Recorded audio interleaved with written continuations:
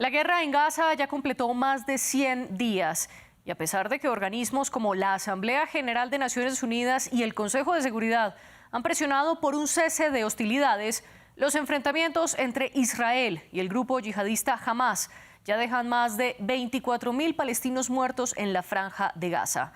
Esta reciente ola del conflicto comenzó desde el 7 de octubre de 2023, cuando Hamás atacó a Israel. El ejército israelí ha respondido desde entonces con cientos de bombardeos cada día en el enclave palestino, mientras que en Cisjordania se incrementaron los palestinos muertos a manos de colonos israelíes. Pero la confrontación no paró allí.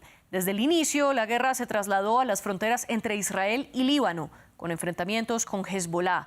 Y en los últimos días escaló aún más, con los rebeldes hutíes de Yemen disparando misiles contra flotas comerciales de Estados Unidos y Reino Unido en el Mar Rojo, a lo que Washington y Londres respondieron. Y lo último es que Irán confirmó que bombardeó una zona en la región semiautónoma del Kurdistán, en Irak, afirmando que allí operaba un centro de espionaje de Israel. La Guardia Revolucionaria iraní también dijo que dispararon misiles contra miembros del Estado Islámico que estaban en Siria. Ese grupo armado fue el que reivindicó las dos explosiones que mataron a casi 100 personas en Irán a principios de este año. La gran pregunta entonces es cómo están conectados todos estos ataques, hasta qué punto está escalando el conflicto en Medio Oriente y cómo se están moviendo actores claves para la región, como Israel, Irán y Estados Unidos. Para discutirlo en el debate nos acompaña desde Buenos Aires Clara Sánchez. Ella es magíster en Relaciones y Negociaciones Internacionales y además es miembro del Consejo Argentino para las Relaciones Internacionales. Y en Madrid se conecta con nosotros Sonia Sánchez, profesora de grado en Relaciones Internacionales de la Universidad Francisco de Vitoria. A las dos les agradezco por acompañarnos y a nuestra audiencia también le extiendo esta bienvenida. Recuerden que en redes sociales estamos como @France24-ES. Mi cuenta personal es @MariaClaguirre y esperamos todas sus opiniones con el hashtag #ElDebateF24. Y recuerden que este y todos nuestros programas de France 24 los encuentran en YouTube y particularmente el debate lo pueden escuchar a través de Apple Podcasts, Spotify, Deezer y TuneIn. Clara Sánchez, comienzo con usted. Bienvenida al debate. ¿Cómo explicarle a nuestra audiencia un panorama más o menos rápido de la relación de todos estos conflictos en Medio Oriente? Bueno, muchas gracias por la invitación, María Clara. Y bueno, y en principio podemos decir que el conflicto ese que se está dando hoy es también parte de cómo está procesando el fin de la primavera árabe iniciada en 2011 en Medio Oriente con una nueva redefinición de actores en la región y cómo ahora se está terminando de procesar esta primavera árabe, esta después acción de Estados Unidos contra Siria, y las demás conformaciones que se fueron dando a lo largo de estos años en donde los actores tradicionales de Medio Oriente dejaron de tener la preeminencia en el escenario internacional y pasaron a ser otros los actores que definían la región. Entonces, un poco lo que está pasando ahora es una redefinición nuevamente o un fin de esta primavera árabe que no había concluido, que no está terminando y ahora volvemos a una nueva ola de violencia en Medio Oriente. Sonia Sánchez, también le doy la bienvenida a usted y quiero preguntarle si coincide con el punto de Clara en que todo esto es una reacomodación de todo lo que ha ocurrido desde la primavera árabe. Bueno, quizás yo situaría el punto de inflexión un poco más tarde, ¿no? Yo lo situaría en la firma de los acuerdos de Abraham y que se produjeron en el año 2020 y cómo eso fue un intento por parte de Estados Unidos de redefinir también su agenda en la región, de construir una alianza de actores que eran importantes para los intereses de Estados Unidos en la región frente a ese despliegue, ¿no?, que hizo Estados Unidos al retirar sus tropas de Siria y luego lo hizo de Afganistán también, ¿no?, cuando se fue de Afganistán, frente a ese repliegue y a ese reposicionamiento de sus nuevas prioridades en el Pacífico, Estados Unidos quería dejar bien armado, ¿no?, una estrategia y una nueva configuración geopolítica en la región, que quería hilarla a través de los acuerdos de Abraham. Por lo tanto, yo creo, ¿no?, que lo que pasó el 7 de octubre tiene que verse como un intento de sabotear esos acuerdos y esa nueva reconfiguración geopolítica que quería dejar armado Estados Unidos. Porque lo que se estaba jugando cuando Hamás atacó a Israel el 7 de octubre era la negociación de la entrada de Arabia Saudí en los acuerdos de Abraham, ¿no?, que es un estado importantísimo en la región y clave para su seguridad. Por tanto, yo quizás situaría, por no irnos tan lejos, ¿no?, el punto clave del conflicto en esos acuerdos. Y ahora la pregunta, Sonia, para luego trasladársela a Clara, es ¿qué pasó ahora actualmente con el ingreso de las confrontaciones por parte de los rebeldes hutíes en Yemen y los ataques de Irán en Irak y Siria? ¿Qué tienen que ver estos tres países? Es que te he perdido un poquito la conexión. Sí, claro. Le preguntaba cómo está vinculado los hechos más recientes que hemos visto en Yemen, en Siria y en Irak. ¿Cuál es la relación de estos tres países ante la escalada de lo que ocurre en Gaza? Sí, pues lo que hemos visto desde el 7 de octubre es una estrategia seguida por Irán que se llama la estrategia, o que podríamos denominar, ¿no?, la estrategia de la convergencia de las arenas. O sea, la estrategia es abrir frentes simultáneos de manera que obligue a Israel y a su principal aliado, Estados Unidos, a tener desplegados, ¿no?, tanto en el norte de Israel, en la frontera con Líbano, con los enfrentamientos con Hezbollah, como en el sur, Mar Rojo, con los hutíes, como con distintas milicias chiíes pro-iraníes que mantienen Irak y Siria, pues como decía, mantener abiertas simultáneamente todas esas arenas, de modo que obligue al ejército israelí y a su principal aliado también a desplegar, ¿no?, a hacer un despliegue por toda la región. Siempre con cuidado de no cruzar ciertas líneas rojas, porque en estos momentos una guerra regional tampoco ni el propio Irán, ¿no?, tendría interés en que estallara en estos momentos, pero sí que va a utilizar a sus peones en la región para mantener la tensión, el nivel de tensión y el nivel de alerta alto, ¿no?, y para mantener pues eso, ¿no?, la tensión todo lo que pueda, con el objetivo de desprestigiar, forzar a Israel, ¿no?, a cometer acciones que desprestigien su imagen y arrastrar a ese lodazal a su principal aliado, que es Estados Unidos, ¿no? Yo veo esa la estrategia. Y Irán, pues en esa estrategia está respondiendo, ¿no?, de esa manera a los ataques de Israel en Gaza y también al apoyo que está dando Estados Unidos en la región.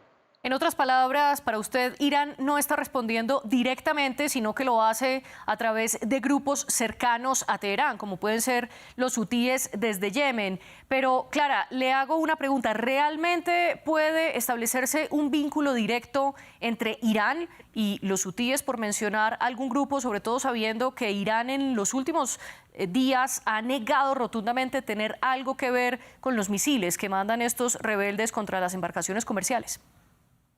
A ver, sí hay vínculo entre Irán y los hutíes.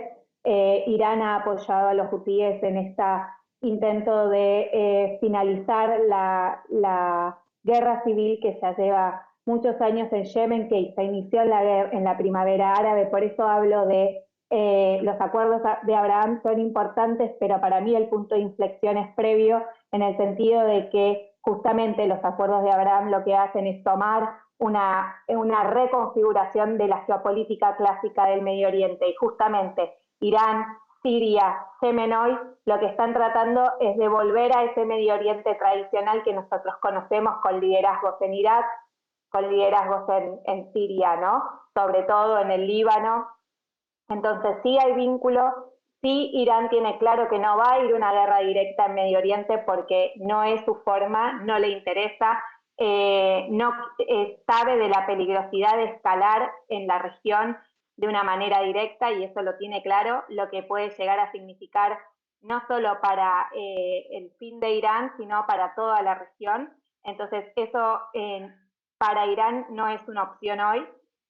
Sí, la colaboración a través de los proxies, las muertes de estos días, tanto en Siria como en Irak, son muertes de actores muy específicos, las que realizó Irán, que tienen que ver justamente con ese andamiaje de coayuda que tienen estas, fue a una familia kurda muy particular en el caso de Irak, y fue a un grupo de ISIS dentro de Siria. Entonces, lo que Irán hace es justamente tratar de atacar a estos actores que considera como los que desequilibran el orden tradicional de la región de Medio Oriente clásica, ¿no?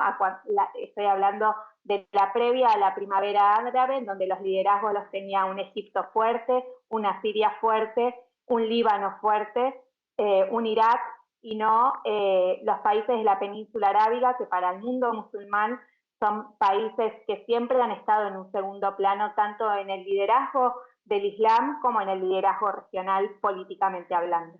Más allá de que tienen petróleo y de que tienen gas y que pueden torcer ciertas negociaciones que son importantes en la economía global. Usted comenzó hablando que Irán está evitando entrar en un conflicto de manera directa con Israel y con Estados Unidos, y esto también va de la mano de lo que ha planteado el líder supremo iraní, el ayatolá Ali Khamenei, que siempre ha defendido su estrategia de paciencia y no entrar en una confrontación directa. Sin embargo, ahora la Guardia Revolucionaria de Irán afirma que lo que atacaron en Irak era un centro que pertenecía al Mossad israelí. Sin embargo, Israel no ha respondido al respecto. Clara, ¿usted cree que de confirmarse que este era un centro del Mossad, se trataría del primer ataque directo de Irán contra Israel?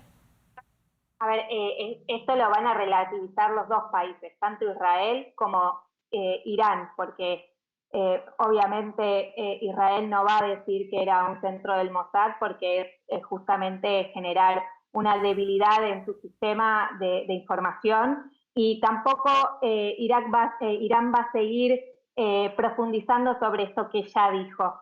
Lo claro está es que es una región kurda la que se bombardeó.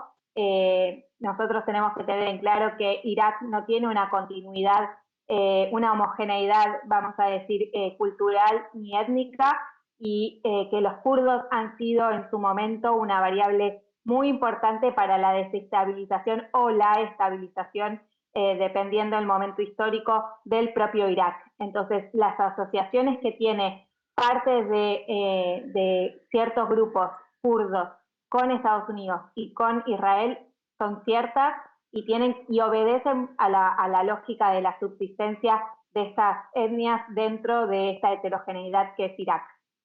Y en medio de la ambivalencia que usted nos dice que tanto Israel como Irán van a defender, Irak sí salió a decir que negaba que esto fuera un centro de operaciones del Mossad. Sonia, paso ahora con usted, porque hemos hablado de los hutíes y de la relación que Irán tiene con ellos. Sin embargo, hay una relación aún más estrecha de Irán, y es con Hezbollah. Primero, porque es una relación mucho más antigua que la de los hutíes, donde Irán tiene mucha más influencia.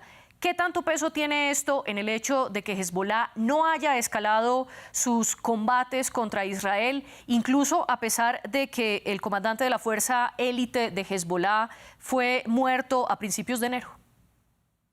Bueno, claro, lo que conviene subrayar, ¿no?, para entender el papel que está teniendo Hezbollah en este conflicto, es que Hezbollah, aunque es un ejército y es un actor muy importante, ¿no?, y supone la verdadera amenaza a Israel en la región, ¿no?, porque es el único ejército ahora mismo que podría hacer un daño, ¿no?, real al Estado de Israel. Pero Hezbollah es también un actor político dentro del Líbano. Y también ha ganado cierta autonomía, ¿no?, con los años con respecto a Irán, aunque Irán lo financie, aunque Irán contribuya, ¿no?, en el entrenamiento de sus tropas y lo provea también, ¿no?, de material bélico, de material de guerra. Hezbollah conserva mucha autonomía, y como es un actor político, tiene también que cuidar o se comporta también como se comportaría pues cualquier Estado, ¿no?, porque no deja de ser un Estado dentro del Estado. Por lo tanto, Hezbollah en sus actuaciones lo que hemos visto es que ha cuidado mucho también de no hacer un error de cálculo que pudiera dañar sus propios intereses en el Líbano, es decir, de provocar a Israel para que Israel atacara directamente territorio libanés y destruyera infraestructura civil, hubieran muertos dentro del Líbano, porque eso menoscabaría la popularidad y el apoyo, ¿no?, que tiene Hezbollah dentro del Líbano. En las últimas elecciones ya perdieron a cuatro diputados, ¿no?, en el Parlamento libanés. Por lo tanto, Hezbollah también, ¿no?, tiene que tener en cuenta en sus actuaciones contra Israel no solo los intereses de Irán, sino sus propios intereses como un actor político en Líbano. Por eso muchas veces toma decisiones de manera autónoma, ¿no?, independientemente de Irán. No solo obedece, ¿no?, lo que dice Jamenei, sino que tiene capacidad de tomar sus propias decisiones, como también las ha tenido Hamás, ¿no?, como se ha visto, y como también la están teniendo los hutíes, por otro lado. Y teniendo en cuenta esta cautela con la que están operando el grupo político también Hezbollah, como usted nos dice, Clara, le quiero preguntar, ¿se espera entonces o no que Hezbollah responda ante la muerte de uno de sus máximos comandantes y también ante la muerte de 130 combatientes que han fallecido en los enfrentamientos con Israel? Yo no creo que haya una respuesta directa en el corto plazo. Las cosas en Medio Oriente no tienen a veces los ritmos que nosotros pretendemos que tengan. De hecho, lo que estamos viendo ahora, este pequeño proceso lento, me refiero a pequeño por lo lento, de regionalización del conflicto que se inició el 7 de octubre, que todo el mundo pensaba que la regionalización se iba a dar mucho más rápida del conflicto y que iba a ser un estado casi de guerra total entre todos los estados árabes. Esto se va haciendo por etapas, se va haciendo de manera lenta. Yo creo que en algún momento va a existir la represalia por la muerte del líder, pero no en el corto plazo, porque opera una racionalidad que tiene que ver con el brazo político de Hezbollah, que tiene que ver con mantener cierta armonía regional. Estamos hablando de que el Líbano atraviesa una inflación altísima, es un estado casi en bancarrota, en donde la seguridad social y el dinero ya no rinde a nadie. Prácticamente están estando en una profundización de la pobreza, entonces tampoco Hezbollah puede darse el lujo de no atender esas necesidades de la población por las cuales ha adquirido tanto renombre y tanto apoyo por la población libanesa. Entonces también hay que ver ese contexto de estos países, como en el caso de Siria y en el caso de Irak también, que atraviesan problemas económicos y de control territorial que también les impiden una reacción mucho más rápida y más dura frente a acciones que pueden hacer Israel o otros estados. Y si usted dice que esta regionalización del conflicto de Gaza se está dando por etapas, para usted entonces todavía estamos lejos de una escalada todavía mayor. Esperemos que no ocurra la escalada mayor, porque sería realmente un problema grave, no solo para Medio Oriente, sino para el mundo entero. Estamos hablando de que la región es la fuente de energía, una de las fuentes de energía más importantes del mundo, sobre todo en este contexto internacional en donde todavía no está concluida la guerra en Ucrania, entre Ucrania y Rusia. También nos está faltando justamente quizás el apoyo de la Federación de Rusia en relación a este conflicto a algunos de los actores tradicionales, que todavía tampoco lo puede hacer de forma directa o vehementemente porque está dentro de otro conflicto que para Rusia es primordial. Entonces, todo esto se está dando en unos tiempos que quizás no son los que nos tienen acostumbrados y que tienen que ver con un montón de factores que profundizan la inestabilidad y detienen una acción tan directa como la que quizás estamos acostumbrados.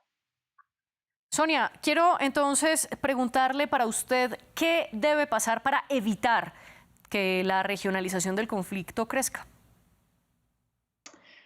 Bueno, pues lo que debe pasar es que se disuadan, ¿no?, a los actores que tienen la posibilidad de escalar en el conflicto. O sea, que las acciones tanto de Israel, digo, perdón, tanto de Estados Unidos como de Gran Bretaña, ¿no?, del Reino Unido en el Mar Rojo sean lo suficientemente efectivas como para disuadir a los hutíes de que sigan atacando, de que las acciones también que está haciendo Israel en Gaza sean disuasorias para, ¿no?, para que el conflicto y sus tentáculos, ¿no?, se queden concentrados en Israel-Palestina y no sigan escalando más allá de la región.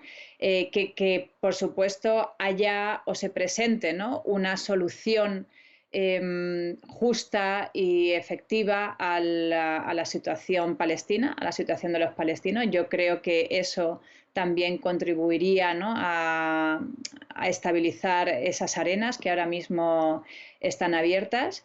Y sobre todo pasa por sentarse también, ¿no?, a negociar y a hablar, no solo con los actores, ¿no?, del Golfo que hacíamos mención antes, con Arabia Saudí, Emiratos Árabes Unidos, que está teniendo un papel muy relevante en el conflicto desde el 7 de octubre, sino hay que sentarse también a hablar con Irán, nos guste más o nos guste menos, ¿no? Porque ahora mismo, y es precisamente lo que Irán también persigue, ¿no? Irán está reclamando su lugar, ¿no?, como potencia hegemónica dentro de la región y quiere ser considerado como tal, ¿no? Entonces, a la hora de desescalar, pues seguramente no se podrá conseguir a no ser que haya una negociación que no solo sea, ¿no?, sobre el futuro de Palestina, sino que también englobe a la región en su conjunto y que englobe a actores que ahora se consideran, bueno, pues enemigos frontales, ¿no?, de los principales aliados, pero que vamos a tener que negociar con todos para conseguir que la situación no escale y no se convierta en un conflicto prolongado, duradero y además sin una solución viable, ¿no?, para un futuro. Usted mencionó cómo Irán está buscando ser uno de los protagonistas determinantes en la región. En ese sentido, ¿se puede entender los ataques de Reino Unido y especialmente Estados Unidos contra los hutíes de Yemen como un intento para revertir el poder iraní?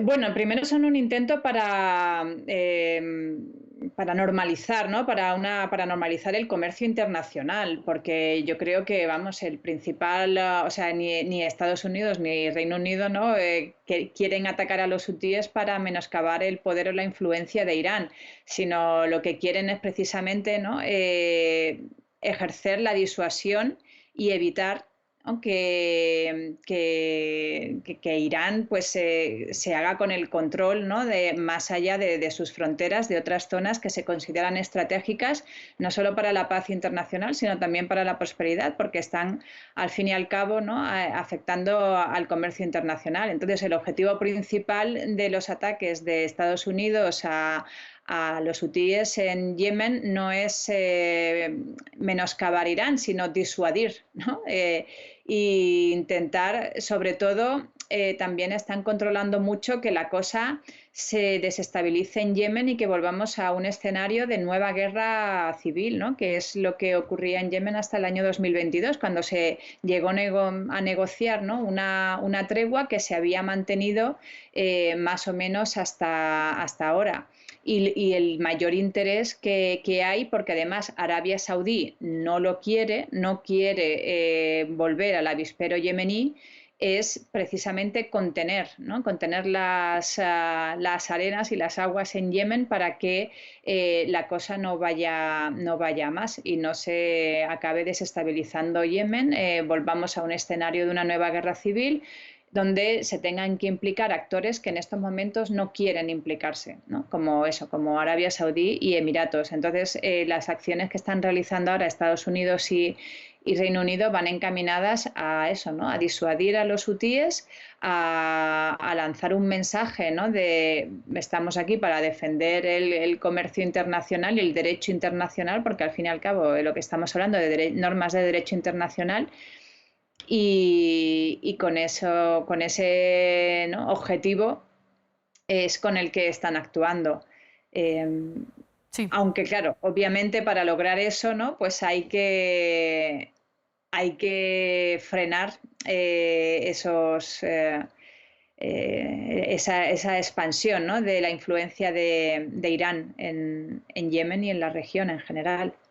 Clara, ¿coincide usted con este punto de Sonia que las acciones y los ataques de Estados Unidos y Reino Unido contra los hutíes son para defender el comercio internacional marítimo y para disuadir y evitar que haya una mayor crisis en Yemen?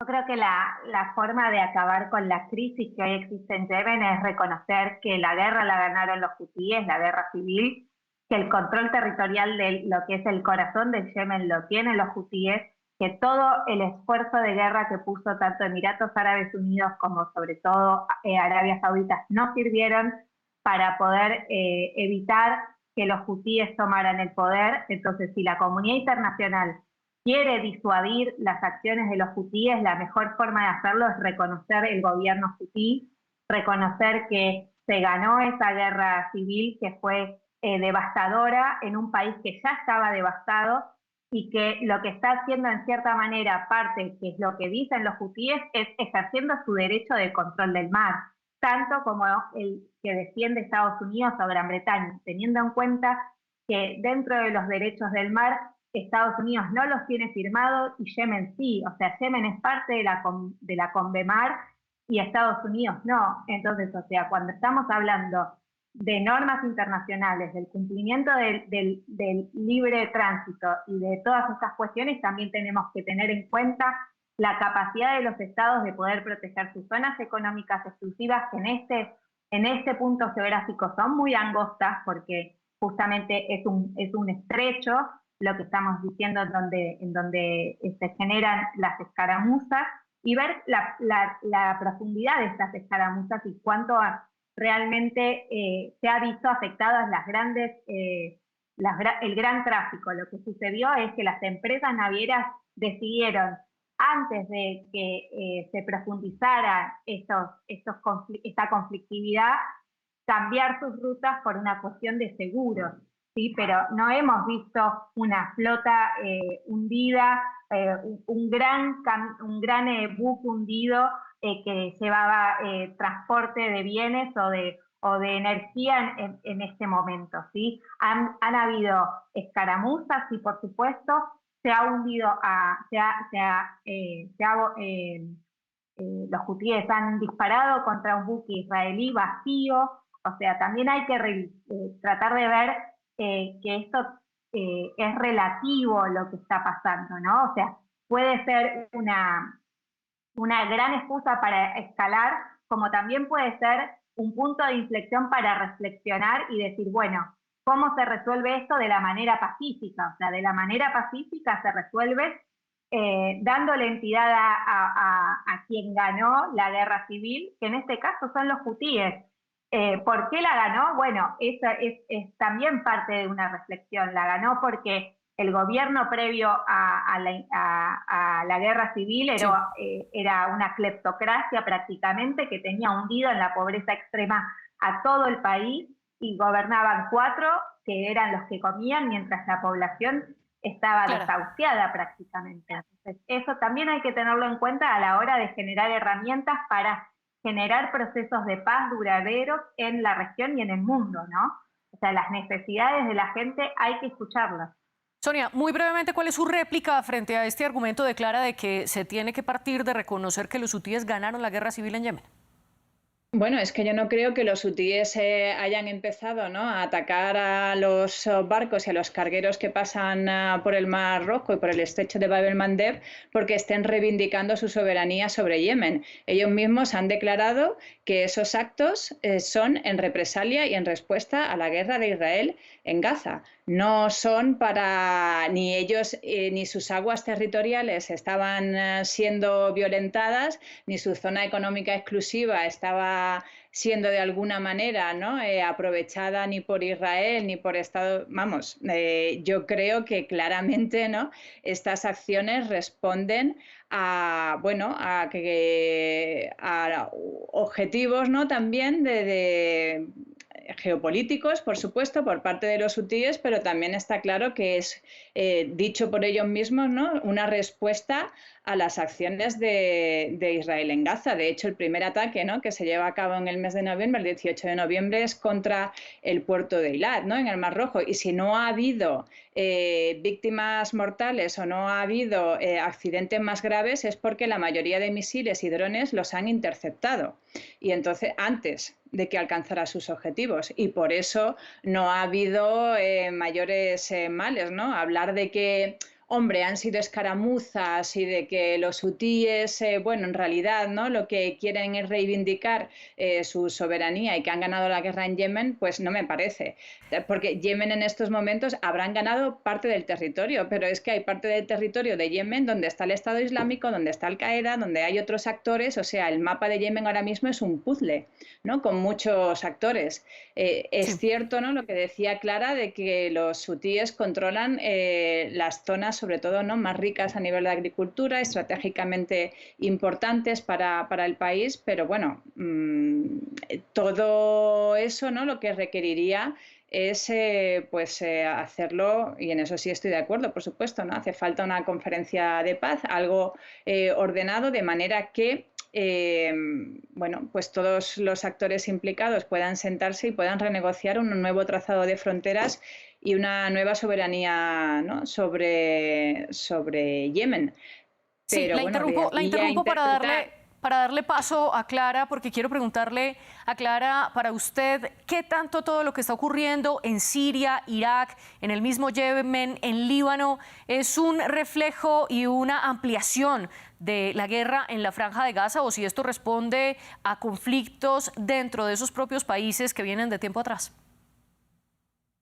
Sí, o sea, es ambas cosas, digamos, o sea, todos los países de Medio Oriente quedaron devastados después de la primavera árabe, eso es una realidad.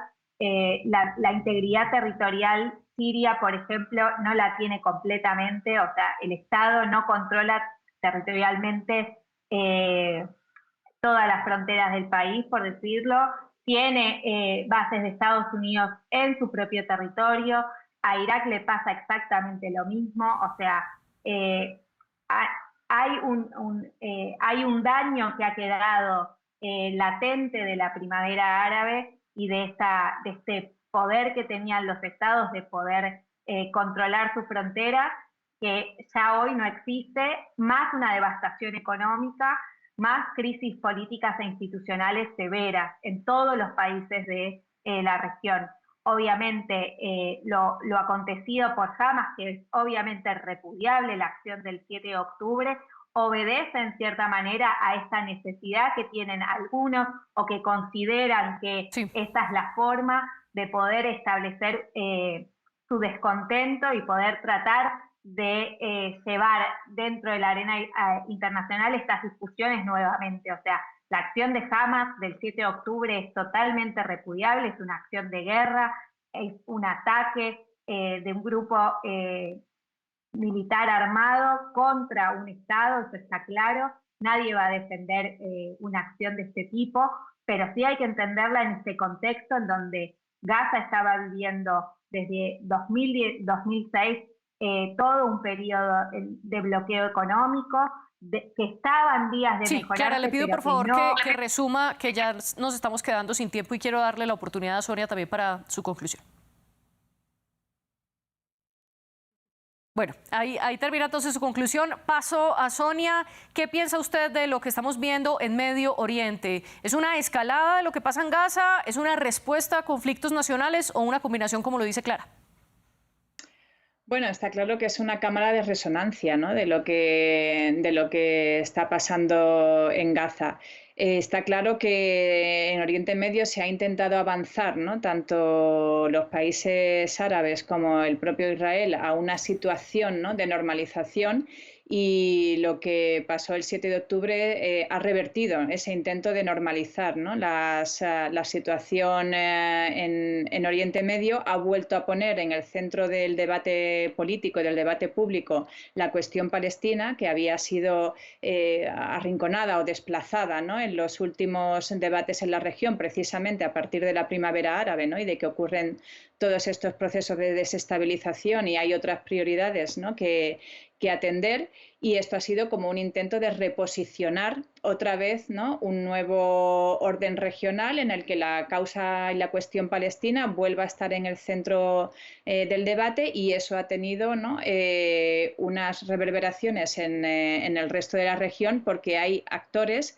importantes que están queriendo ser actores hegemónicos en la región, como Irán, que respaldan la causa palestina, no porque crean en la libertad y en el derecho de autodeterminación de los palestinos, sino porque sirve a sus propios intereses y porque la causa palestina otorga legitimidad a aquel que la defiende, ¿no?, en la política regional. Y Irán se quiere presentar como ese actor legítimo frente a una Arabia Saudí que estaba negociando, ¿no?, de tapadillo su entrada en los acuerdos de Abraham. Ya veremos entonces cómo evolucionan todos estos actores en Medio Oriente. Por lo pronto terminamos nuestro debate. Sonia Sánchez y Clara Sánchez, gracias por acompañarnos en el programa, y también gracias a nuestras productoras Laura Garzón y Tania Herrera, y por supuesto a todo nuestro equipo técnico que está tras cámaras. Ustedes sigan con nosotros.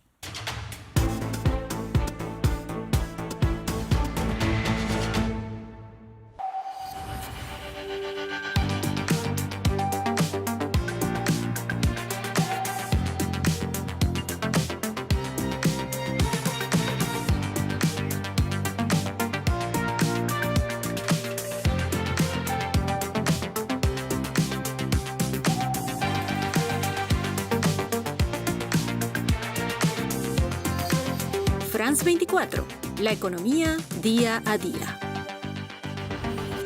Liberté, égalité, actualité. RFI y France 24 presentan la actualidad cultural en Francia en todos los ámbitos de la creación, desde el cine francés a la literatura, pasando por las artes plásticas, la música, el cómic o las culturas urbanas.